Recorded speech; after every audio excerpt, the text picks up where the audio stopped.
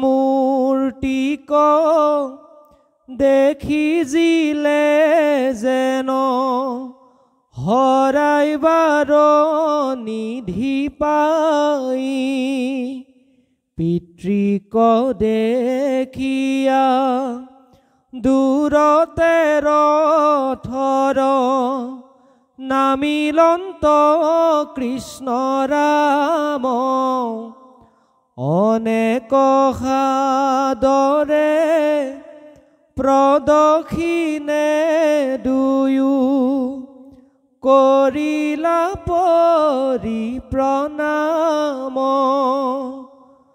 বসুদেৱে দুইকো বুকুত সাৱটি কান্দিলাই আনন্দে আতি পুলকিত তনু লুতক বহৱ থাকিলা মৌনে নমাতি আনুজ্ঞাতি সবে ৰাম মাধৱক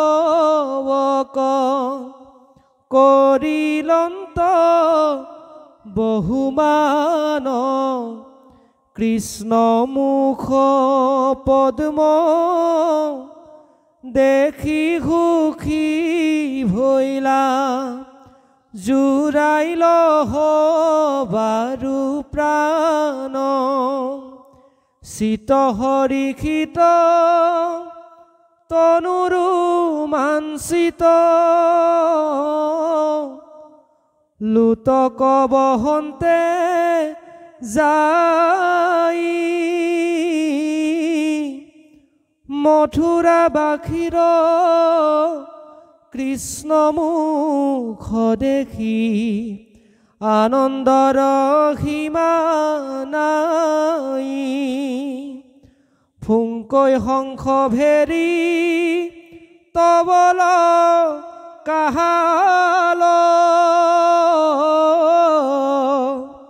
বাঐ বিৰধাক ধূল জয় জয় কৃষ্ণ বুলিয়া জোকাৰ প্ৰজাৰ আনন্দ ৰুল যাক যেন যোগ্য কৰিলা গৌৰৱ মাধৱ ৰামে আশেষ অনেক উৎসৱে পাছে মথুৰাত দুভায়ু ভৈলা প্ৰৱেশ কৃষ্ণ এই তলৰ পদৰ মাজেদি আমাক যিখিনি নিৰ্গুণ কৃষ্ণৰ গুণলীলাৰ কথা অৱগত কৰিছে আমাৰ বহুতে হয়তো এই দশম স্কন্ধ পঢ়িছে আদি দশম মধ্য দশম শেষ দশম একাদশ স্কন্ধ ভাগৱত দ্বাদশ স্কন্ধ ভাগৱত বা প্ৰথমৰ পৰা দ্বাদশ পৰ্যন্ত আপোনাৰ বহুতে হয়তো জীৱনত পঢ়িছে শুনিছে গাইছে তৎসত্ত্বেও আমি জীয়াই থকালৈকে এই ভাগৱত কথা গাই থাকিব লাগিব কৈ থাকিব লাগিব শুনি থাকিব লাগিব শংকৰদেৱ মাধৱদেৱৰ জন্মতিথি আমি পাতি আহিছোঁ পাতি থাকিব লাগিব বাৰ্ষিক সেৱা আমাৰ এইটো নামঘৰত প্ৰতি বছৰে পাতি আছে আকৌ পাতি থাকিব লাগিব ইয়াৰ তাৎপৰ্যটো কি কি কাৰণে আমি একেখিনি কামকে কৰিয়ে থাকিব লাগে এই কথাখিনি আমি প্ৰথমতে উপলব্ধি কৰিব লাগিব নহলে আপোনালোকে এনেকে কাহিনী আকাৰে কথাখিনি কৈ দিলে ভাবিব এইখিনি দেখোন মই পঢ়িছোঁ এইখিনি দেখোন মই জানোৱেই এইখিনি নোপোৱা শুনাৰ পৰা কি লাভ হ'ব এনেকুৱা ভাবেৰে যদি বিষয়বস্তুটো লয় তেতিয়াহ'লে আমি মানে কৃতকাৰ্য হ'ব নোৱাৰিম এই কথাখিনি কিয় গাই থাকিব লাগে কিয় শুনি থাকিব লাগে কিয় কৈ থাকিব লাগে আমাক ভগৱন্তই গুৰুৰূপে কৈছে যে ভগৱন্ত নিৰ্গুণ তুমি প্ৰভু নিৰ্গুণ গুণৰ সীমা নাই নিৰ্গুণ হৈ জীৱ সুহি গুণ গায় ভগৱান নিৰ্গুণ নিৰাকাৰ অব্যক্ত অদৃশ্য কিন্তু তেওঁ লীলাবিলাক গুণময় লীলাবিলাক তেওঁ কৰি পেলাই দেখুৱাই থৈ গৈছে জগতৰ লোকৰ কাৰণে আৰু সেই লীলাবিলাকৰ কথা যদি আমি গাই থাকিব পাৰোঁ কৈ থাকিব পাৰোঁ শুনি থাকিব পাৰোঁ তেতিয়াহ'লে আমাৰ মনটো নিৰ্গুণত্বলৈ উত্তৰণ হৈ যাব আপুনি ক'ব নোৱাৰাকৈ মনটো ভাল হৈ যাব এয়াই নামৰ মহিমা দেই মনত ৰাখিব সেইকাৰণে উদ্ধৱক কৈছে মূৰ কথা যথাত নিৰ্গুণ সেই স্থান ঈশ্বৰক জানিলে নিৰ্গুণ হোৱে জ্ঞান বুলিও নিৰ্গুণ শ্ৰদ্ধা মহুৰ সেৱাৰ নিৰ্গুণ স্থানক পাৱে ভকতে আমাৰ আজি আপোনালোক সব গুণত ভকত হৈ আছে মহন্ত হৈ আছে সন্ত সাধু হৈ আছে আপোনালোকে কি হৈ আছে যে বৈষ্ণৱ হৈ আছে মহন্ত হৈ আছে এই কথা আমি ইয়াৰ পৰা বুটলি ল'ব লাগিব আজি আপোনালোকে 2 নম্বৰ কাঠপাৰা গাঁৱত বসবাস কৰি ল'ৰা ছোৱালী জন্ম দিলেই নহ'ব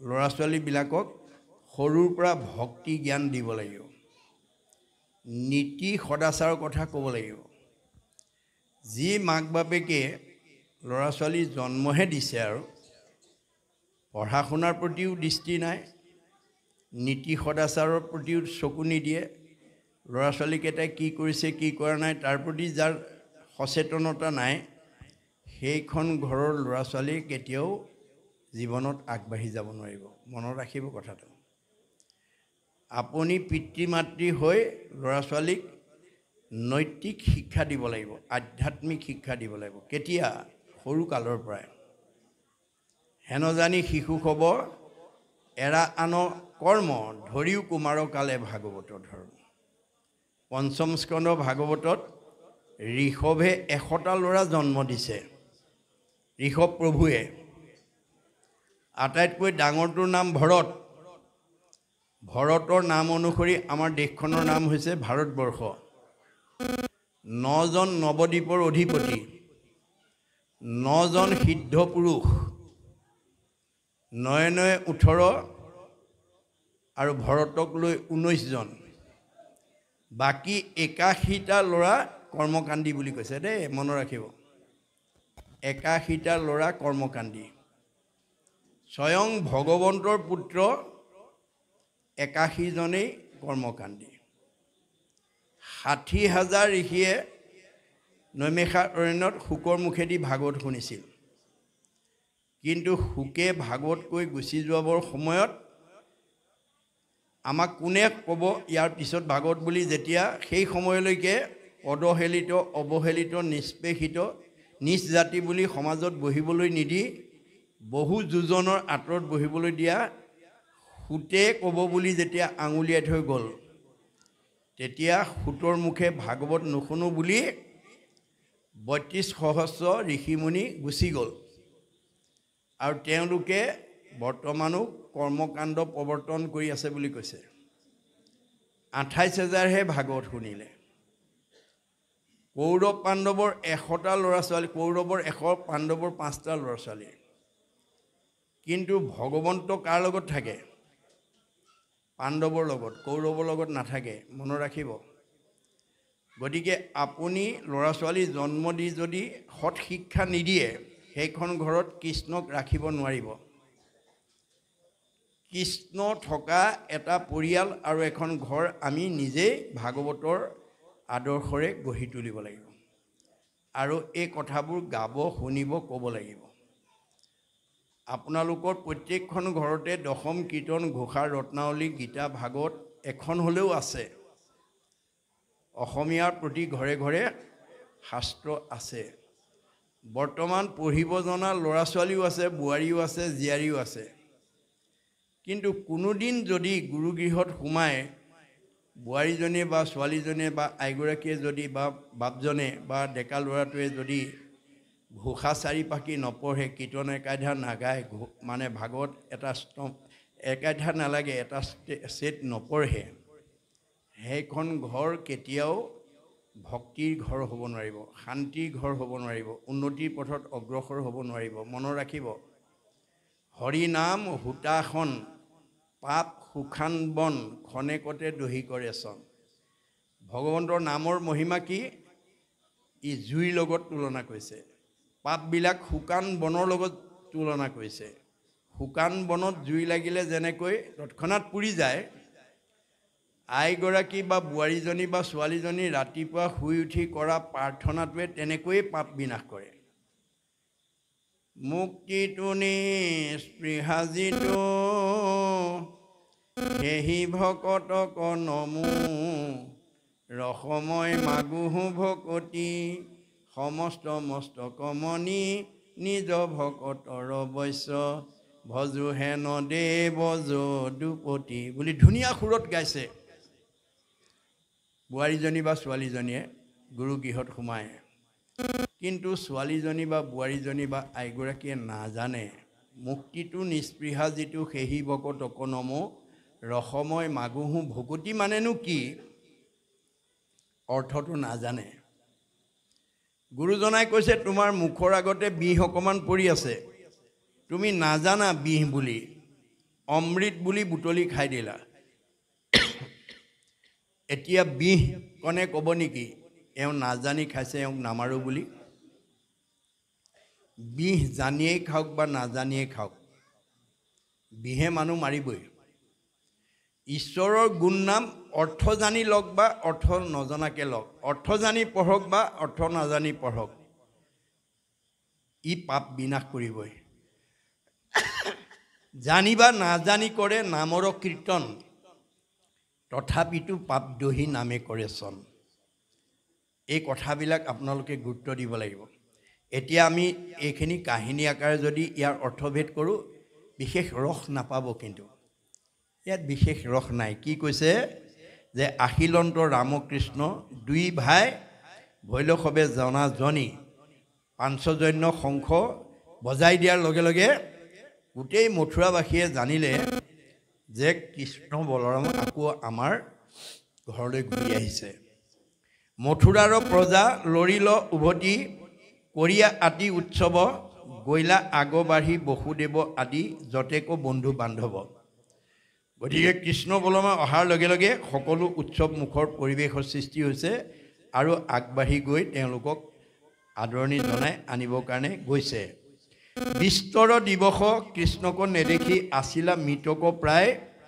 আনন্দ মূৰ্তিক দেখি জিলে যেন হৰাই বাৰ নিধি পায় গতিকে বহুদিনৰ মূৰত কৃষ্ণ বলৰাম মথুৰালৈ ঘূৰি অহাৰ লগে লগে তাৰ আগলৈকে তেওঁলোক মৃতপ্ৰায় হৈ আছিলে কৃষ্ণ বলৰামক নেদেখি এইটো বাহ্যিকতা দেই এইটো বাহ্যিকতা এইটো এটা কাহিনীহে ইয়াৰ আধ্যাত্মিক দৰ্শনটো কি যিখন ঘৰত কৃষ্ণৰ গুণনাম নাগায় নকয় নুশুনে সেইখন ঘৰৰ জীৱবিলাক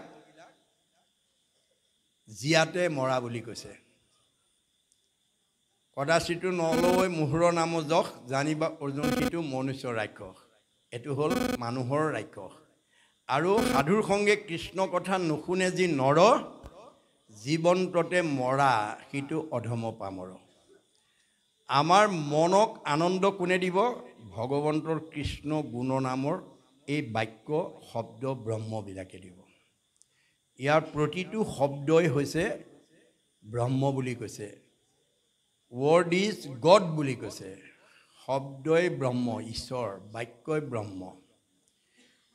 উদ্ধৱক যাবৰ সময়ত কৈছে তুমি চিন্তা নকৰিবা, তোমাৰ কাৰণে জীয়াই থাকিবৰ কাৰণে প্ৰয়োজনীয় সকলোবিলাক মই তোমাক দি থৈ আহিছোঁ। তোমাৰ কাৰণে পুণ্যভূমি সৃষ্টি কৰি থৈ আহিছোঁ, তোমাৰ কাৰণে তীৰ্থস্থান সৃষ্টি কৰি থৈ আহিছোঁ, তোমাৰ কাৰণে সত্ৰ প্ৰতিষ্ঠা কৰি থৈ আহিছোঁ, তোমাৰ কাৰণে মই বৈকুণ্ঠ প্ৰতিষ্ঠা কৰি থৈ আহিছোঁ, আৰু প্ৰয়াণৰ পিছতো মই তোমাৰ মাজত থাকিম। নিশ্চয় কৰি কহোঁ শুনা সাৱধানে, তুমি ভকত যি স্থানে থাকে সেই পুণ্যভূমি। আজি আপোনালোকে যদিও 2 নং কাটপাৰ নামঘৰত আছোঁ বুলি ভাবিছে, আপোনালোক আজি ক'ত আছে? বৈকুণ্ঠত আছে, পুণ্যভূমিত আছে। ভকত য'ত থাকে সেইখন পুণ্যভূমি। ভকতে যদি সেই ঠাইত সমবেত হৈ ভগৱন্তৰ গুণ নাম লয়, শ্ৰৱণ কীৰ্তন মূৰ কৰে যত্ৰ যত্ৰ, দ্বিতীয় বৈকুণ্ঠ সেইটো তাকে বোলে সত্ৰ। আজি এয়া দ্বিতীয় বৈকুণ্ঠ, এয়াই সত্ৰ বুলি কৈছে। কৃষ্ণৰ পৰম নিৰ্মল উদাৰ কথাৰ জৈত প্ৰকাশ, গংগা আদি কৰি যত তীৰ্থ আছে ততেহে কৰে নিবাস। আজি ইয়াত সমস্ত তীৰ্থ এই নামঘৰত প্ৰবাহমান হৈ আছে। আপুনি বাহ্যিক তীৰ্থত গা ধুলে গাৰ মলিহে আঁতৰ হ'ব বুলি কৈছে ভাগৱতে।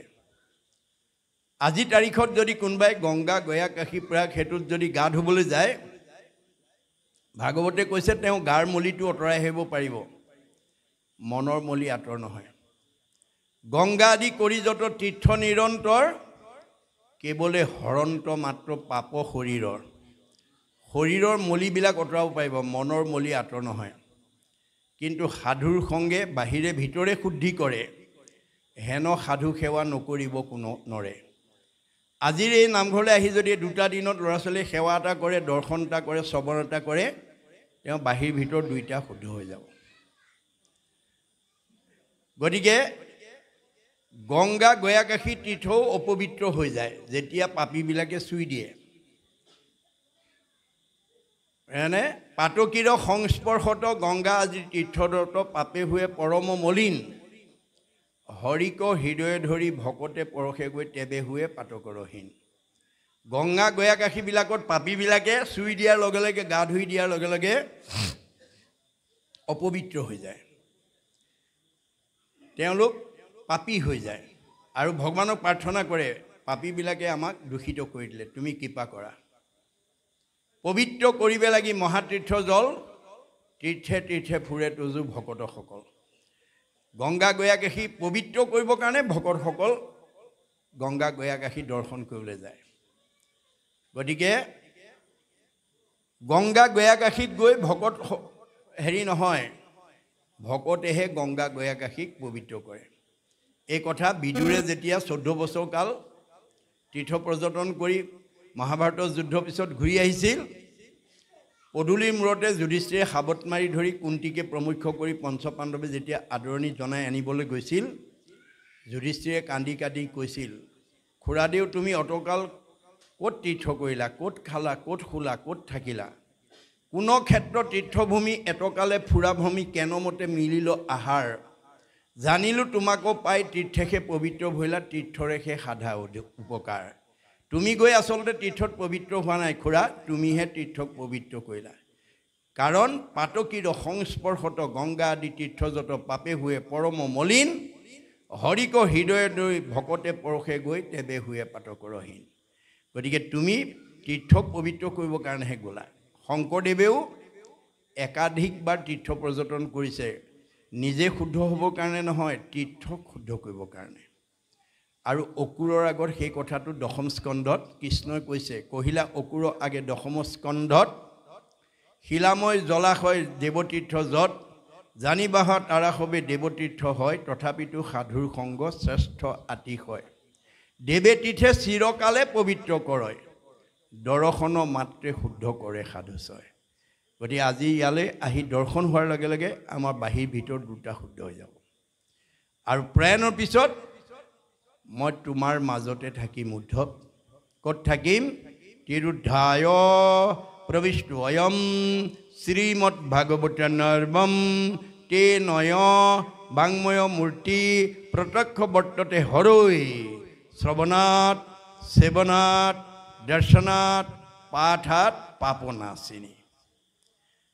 ভগৱানে কৈছে মই প্ৰয়াণৰ পিছত শব্দ ব্ৰহ্ম বাক্য ব্ৰহ্মৰূপে ভাগৱতত অন্তৰ্নিহিত হৈ থাকিম। সেই ভাগৱত যদি তুমি দৰ্শন কৰিব পাৰা, সেই ভাগৱত যদি সেৱা কৰিব পাৰা, সেই ভাগৱত যদি শ্ৰৱণ কৰিব পাৰা আৰু সেই ভাগৱত যদি কীৰ্তন কৰিব পাৰা, তোমাৰ সব পাপবিলাক মই নাইকিয়া কৰি দিম। পাপটো আমি কাৰোবাক দেখুৱাই দিয়া বস্তু নহয়। পাপ হৈছে আমাৰ মনৰ কিছুমান বেয়া গুণৰ সমষ্টি।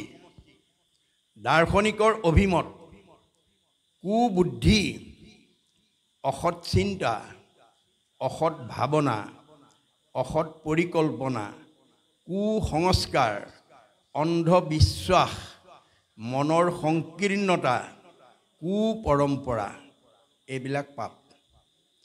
এই বেয়া ভাৱবিলাকে যাৰ অন্তৰত প্ৰভাৱ পেলাই থাকিব, সি ভাল চিন্তা, ভাল কৰ্ম, ভক্তি কৰ্ম কৰিব নোৱাৰে। আমাৰ বহুত মানুহে পৰম্পৰাকে ধৰ্ম বুলি আচৰণ কৰি আছে। পৰম্পৰা ধৰ্ম নহয়। পৰম্পৰা হৈছে এটা এটা সময়ত মানি চলা নিয়ম। ই গতিশীল। বুৰঞ্জীয়ে কৈছে যেতিয়া এই পৃথিৱীত সভ্যতাৰ বিকাশ হোৱা নাছিল, যেতিয়া মানুহে ঘৰ বনাব নাজানিছিল, যেতিয়া মানুহে কাপোৰ বব নাজানিছিল, যেতিয়া মানুহে জুইৰ ব্যৱহাৰ নাজানিছিল, যেতিয়া মানুহৰ মাজত পানী ফিল্টাৰ নাছিল, আমাৰ উপৰি পুৰুষসকলে ঘৰ বনাব নাজানোতে ক'ত আছিল? পৰ্বতৰ গুহাত। কাপোৰ বব নাজানোতে গছৰ বাকলি পিন্ধিছিল।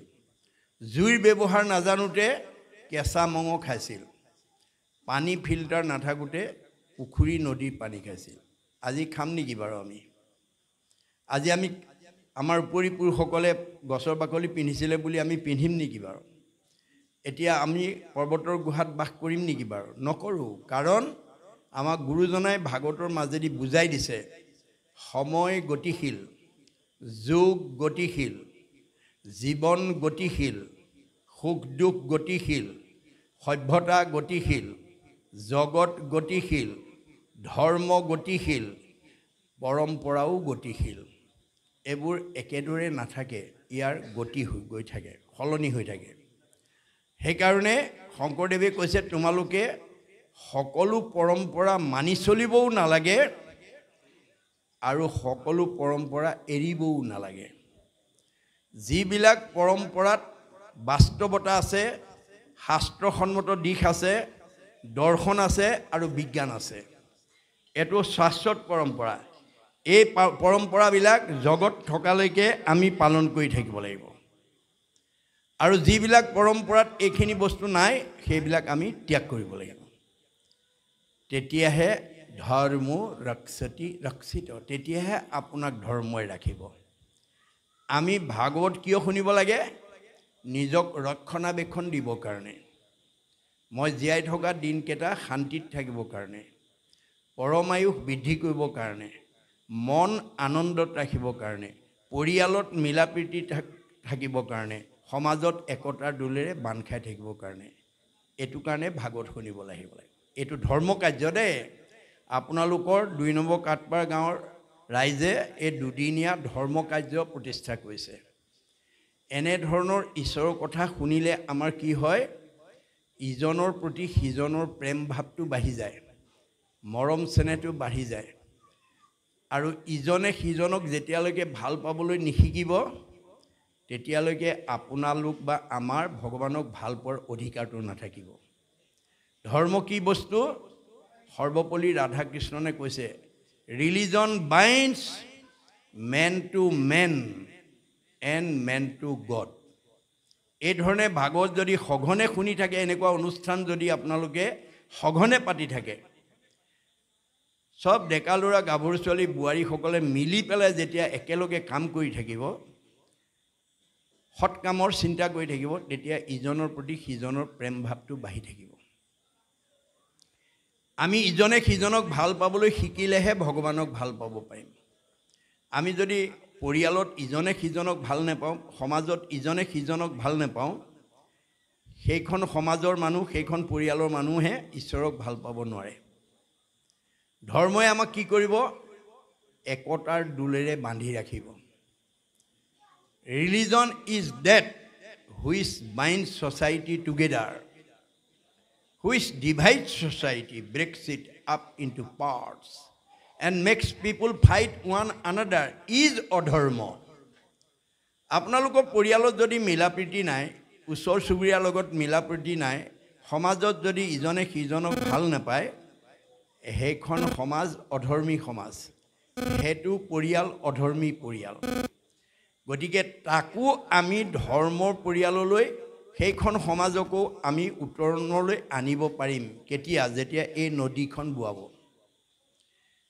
এই দুদিনীয়া যি কৃষ্ণ নদী বুৱাইছে এই নদীখন যদি সঘনে বৈ থাকে এতিয়া ভাগৱতে কৈছে অ কৃষ্ণ নাম কীৰ্তনৰ